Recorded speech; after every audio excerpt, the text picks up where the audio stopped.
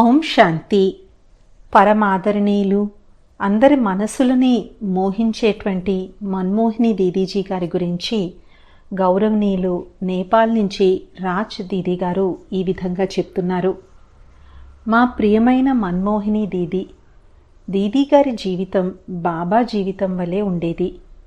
బాబాయే ఎల్లప్పుడూ దీదీతో ఉండేవారు. నేను బడీ దీదీ చాలా సన్నిహితంగా ఉండేవాళ్లము. నేను పంజాబ్లోని అమృత్సర్లో చంద్రమణి దాదీ గారి వద్ద అలౌకిక జన్మ తీసుకున్నాను. మొదటి నుంచే నాకు దాదీలు దీదీలందరితో సాన్నిహిత్యం లభించింది. అది నా గొప్ప అదృష్టంగా భావిస్తున్నాను. బడీ దీదీ గారు బాబా తప్ప మరేమీ మాట్లాడేవారు కాదు. ఒకసారి ఢిల్లీలో ఒక ప్రదర్శన జరిగింది. దీదీ గారు ఫోన్ చేశారు. అప్పుడు చంద్రమణి దాదీ గారు నన్ను సేవార్థం ఢిల్లీకి పంపారు.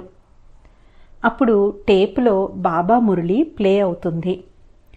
దీదీ ఆ టేప్ మీద కాస్త మట్టి ఉండడం చూసి వెంటనే తన చీర కొంగుతో ఆ టేపును శుభ్రంగా తుడిచారు. నాకు చాలా సన్నిహిత సంబంధం ఉన్నందున నేను దీదీతో, దీదీ మీ చీరతో ఎందుకు టేపును తుడిచారు? దీనివల్ల మీ చీర మురికిగా అయిపోయింది కదా, ప్రదర్శన ఇంకా సాయంత్రం వరకు జరిగేది ఉంది అని అన్నాను.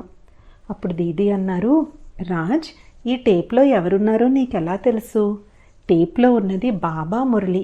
బాబా అంటే బాబా, బాబా అంటే బాబా, అలా దీదీ అంటూనే ఉన్నారు. దీదీ ఎప్పుడు క్లాస్ నిర్వహించినా ప్రతి ఒక్కరూ వెంటనే సంపూర్ణంగా సంతృప్తిని పొందేవారు. ఈరోజు దీదీ క్లాసు, అవును. ఈరోజు దీదీ మీటింగ్, అవును. దీదీ హాజరవుతారు. అందుకే మన ఢిల్లీ వాసులంటే ఎంతో ప్రత్యేకమైన పాలన దీదీ గారు ఇచ్చారు. ఢిల్లీలో మాతలతో దీదీ చాలా వినూత్నంగా సేవ చేసేవారు. ప్రతి రోజు కూడా 4 మాతల చొప్పున ఇంటింటికి సేవ కోసం వెళ్ళాలి.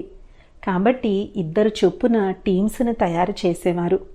వారిలో ప్రతి ఒక్కరికి ఒక గొడుగు, ఒక గడియారం, మంచినీళ్లు మరి సాహిత్యము ఉన్న ఒక బ్యాగ్ను ఇచ్చేవారు. అలా 2 బృందాలలో తల్లులు మధ్యాహ్నం వరకు సేవకు వెళ్ళేవారు.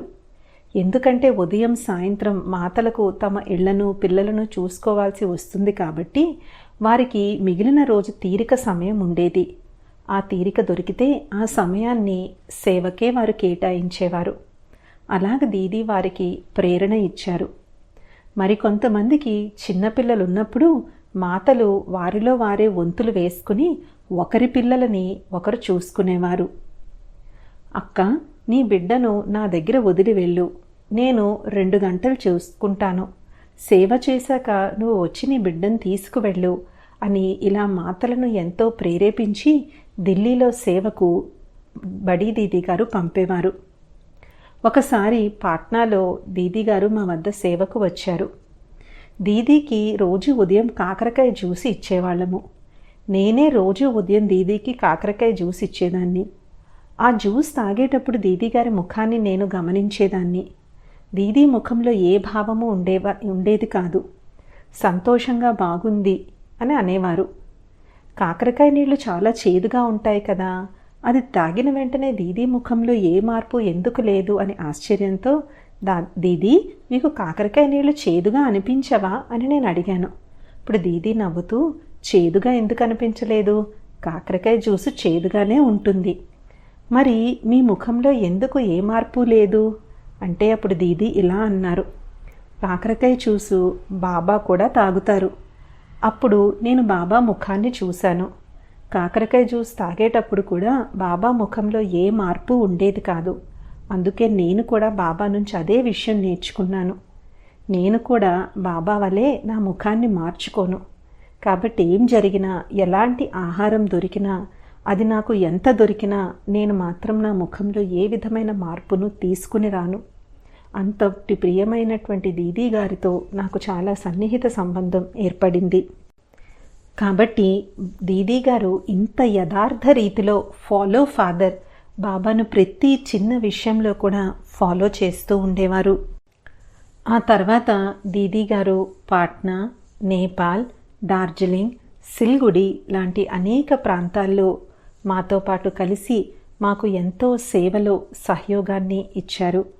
కాబట్టి అలాంటి ప్రియమైనటువంటి దీదీ గారిని నేను ఈరోజు చాలా ఆనందంగా, చాలా సంతోషంగా గుర్తు చేసుకుంటున్నాను.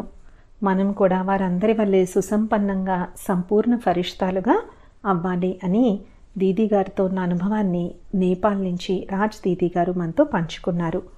ఓం శాంతి.